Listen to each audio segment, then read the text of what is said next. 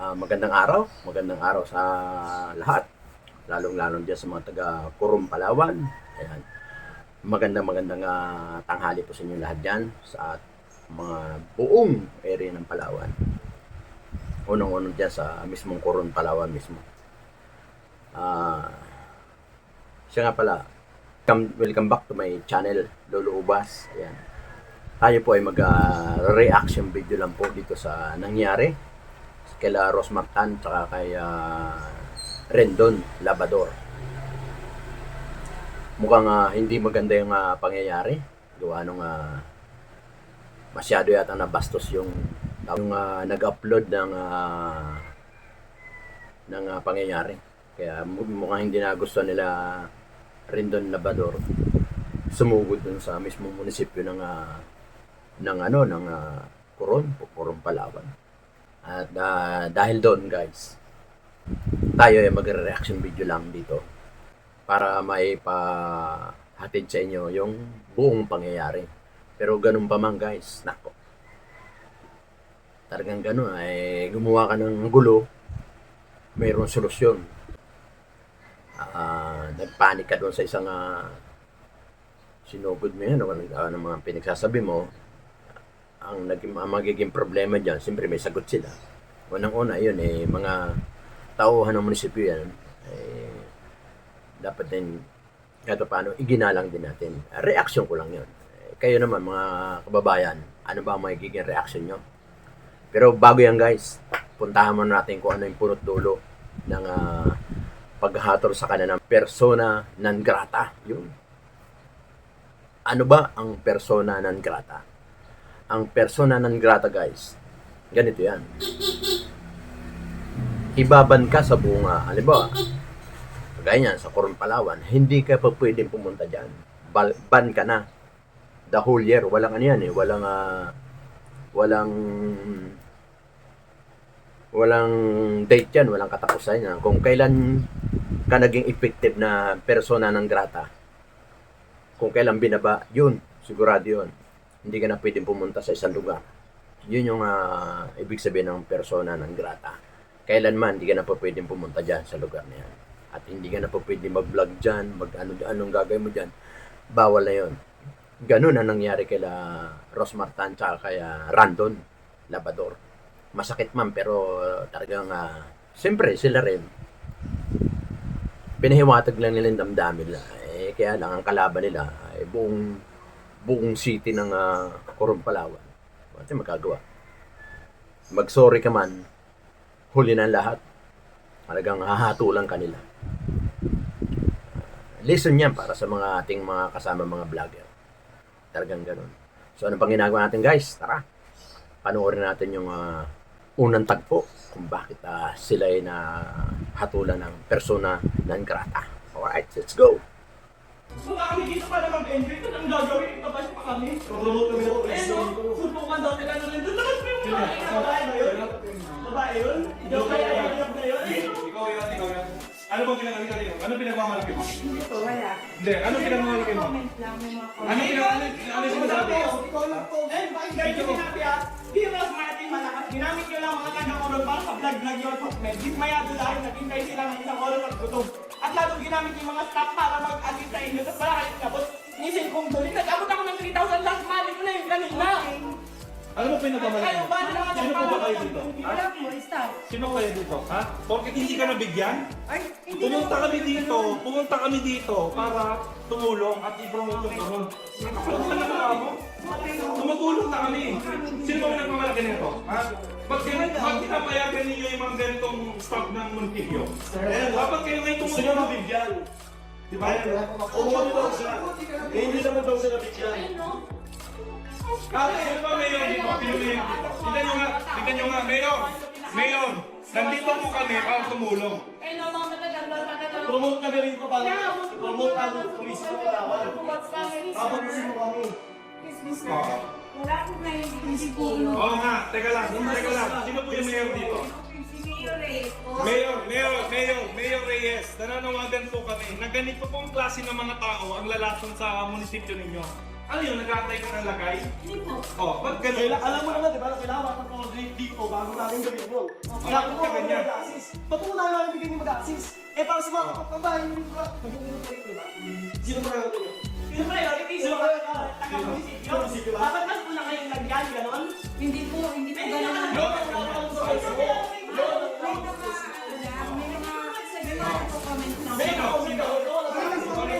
Yung guys, napanood nyo ha.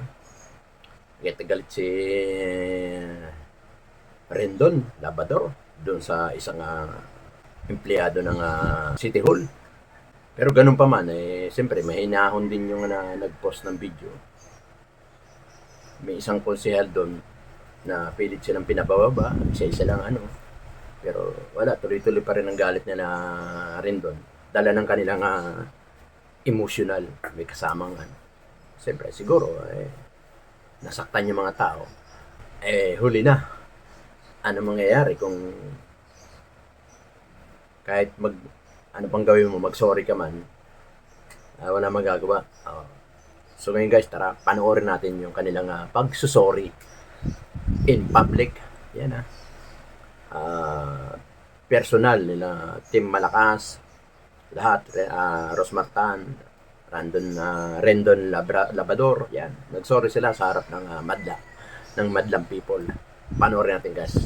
Tara, let's go! Magandang gabi po, Pilipinas. Magandang gabi po sa inyong lahat. Ako po si Rendon Labrador at kasama ko po ang Team Malakas, si Marky Tan, si Rosmar at ang aming crew, Tito June, Master TV, Nathan, Simon Tenten, Haring Bangis at Anjo para po magbigay sa inyong lahat ng isang public apology sa nangyari sa Coron issue. So, ayun po, dito po kami lahat para po humingi ng dispensa sa nangyari. Alam po namin, mali po yung ginawa namin. Sumobra po kami sa action sa nagawa namin. And humingi po kami ng dispensa, gawa ng nagpadang kami sa emosyon. Tao lang din po kami, nagkakamali po kami. And ina-admit naman po namin yung pagkakamali namin. Ayun po, pasensya na po kay Ma'am Jo sa munisipyo at lalong-lalo na po kay Mayor. At syempre po sa bayan po ng Coron, Palawan. Sorry po talaga na parang pinost ko na never again Coron. Hindi ko po sinasadya na i-generalize po kayo. Nagpadala po ako sa bugso ng damdamin at yun po yung pinakamaling nagawa ko. And humihingi po ako ng tawad. Alam ko pong pagkakamali ko po yun. Sana po mapatawad niyo po ako. At gusto ko rin pong linawin na pumunta po kami doon sa munisipyo bilang hindi isang celebrity, hindi bilang isang influencer, at hindi bilang, lalo na, hindi bilang Rendon Labrador, Rosmar, or Marky Tan na nagreklamo. Pumunta po kami doon dahil bilang isang Pilipino, simpleng tao na nasaktan sa nangyari dahil sa isang comment ng isang public servant. At kami po ay nagpapakababa sa inyong lahat na susubukan po namin na baguhin kung ano man po yung pagkakamali namin, kung sumobra man po kami. At tingin po namin na ito po ay magiging lesson sa amin as a team. At we will be better, babawi po kami. At hindi po ito magiging hadlang sa advocacy namin na makatulong at makapagbigay ng inspirasyon sa lahat po ng taong nangangailangan. Ang Team Malakas po ay magpapatuloy at hindi po kami titigil sa pagbibigay ng kasiyahan, charity sa tao. Sa mga taong nasaktan po, sana po patawad nyo na po kami. At tungkol naman po dun sa sinasabi po na gusto raw po kaming i-persona non grata sa Coron, Palawan. Ayun po, Mayor, kung tingin niyo po na yun po yung magiging patas na desisyon para sa nangyari at kung yun po yung parusa sa nagawa po namin, ayun, humihingi po talaga kami ng tawad. Pero kung tingin niyo po yun po talaga, maluwag po namin tatanggapin. Ayun po, maluwag po namin tatanggapin yung parusa niyo po na yun. Ayun, bottom line po, yun, Ma'am Jo, pasensya na kung naging ganun ang aking aksyon, kung napasobra man. At mga tao sa munisipyo, kung naramdaman nyo po na disrespect ko po kayo, at lalong-lalo na po sa mahal nating Mayor. Mayor, wala po akong masamang intensyon para kayo po ay i-disrespect. Nirespeto ko po kayo bilang leader ng Coron. At saludo po kami sa lahat po ng inyong nagawa. At sana, Mayor, kung makakarating man po sa itong video na to, ako na lang po sana ang tatanggap ng persona non grata dahil nakita ko po ang sinseridad ng mag-asawang Nathan at Rosmar sa pagtulong. Sana po ako na lang po ang bigyan ninyo ng persona non grata At hiling ko po na sana kung ito man po ay magiging matutuloy, gusto ko pong hilingin sa inyo, Mayor, na sana bigyan niyo pa po ako ng huling pagkakataon na makadalaw sa Coron dahil po napangako ko po sa aking pamilya na ipapasyal ko po sila sa Coron para makita ko po sila maging masaya. So yun, Mayor. Maraming salamat po. Pasensya na po talaga sa nagawa po namin. Humingi po So yun guys, napanood nyo yung kanilang sama ng loob, hinanakit. Nag-sorry sila lahat ng lahat nag-sorry. Umpisa kay Rose Martan, lahat nag-sorry sila. Panood nyo naman lahat. Napapayak, halos mangyak-yak nga sila sa pag-abot kamay na pagsusorry, paghihingi ng tawad doon sa mga nasaktan nila, sa kanilang ginawa. Ayan. Napanood nyo guys, halos mapayak. Si Randon nga guys, bandang huli na iyak din. Pero nung una, tamo, galit na galit siya. Ganun talaga tao. Pag galit na galit, sunod niyan, magsusorry. Kung alam nilang mali ang kanilang nagawa. Pero kung hindi mali yung kanilang ginawa, hindi ka magsusorry. Hindi siya magsusorry. Kaya nalaman nila na mali talaga yung kanilang ginawa. Ganun pa man, kahit mag-sorry ka, nako, hinatulang ka rin ng sambayan ng bayan ng Coron. Ayun. So, huli na. Yan nga, sinasabi ko, huli na yung pagsusorry nyo. Dapat no, na ginawa nyo, bagay, opinion ko lang naman to. Galit kayo. Tapos mamaya, kumambyo dapat sila. Hindi niya na pinalabas. Kaso, nakauwi na kayo ng, nakauwi na kayo ng inyong lugar. Sa kayo magsusorry. Yun ang hindi maganda. Dapat, doon pa lang inayos nyo na. So, wala, tanggapin nyo yung inyong kasalanan at huli na ang pagsusorry nyo. Nagdesisyon na ang buong sambayan ng Coron, Palawan. Nagdesisyon na ibaba na yung hatol sa inyo. So guys, tara, sama-sama natin panoorin yung paano ibaba, paano sila hatulan ng persona non grata ng sangguniang bayan ng Coron, Palawan. Alright, let's go!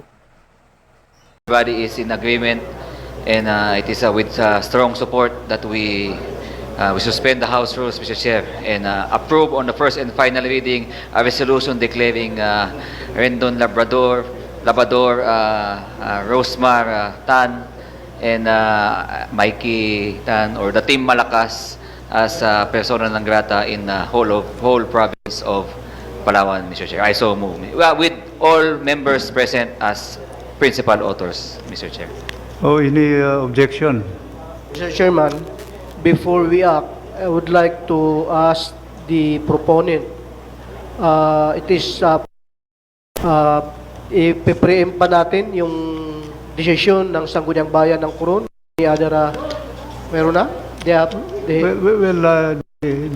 resolution of the Sangguniang is very vital in as far as the resolution of this body. In other words, wala tayong legal basis kung wala silang resolution.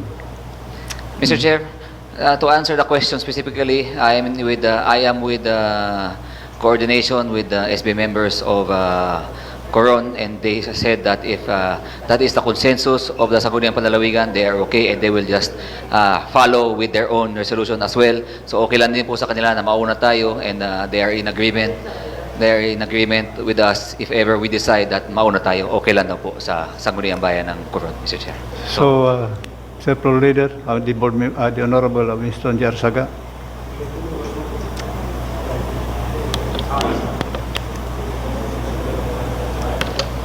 Mr. Presiding Officer, I think we have to give a reason for declaring them as persona non grata. So in the title, I would propose that we are declaring them, the specific persons, for disorderly behavior in the province of Palawan and for conduct inimical to the good and morals of the community.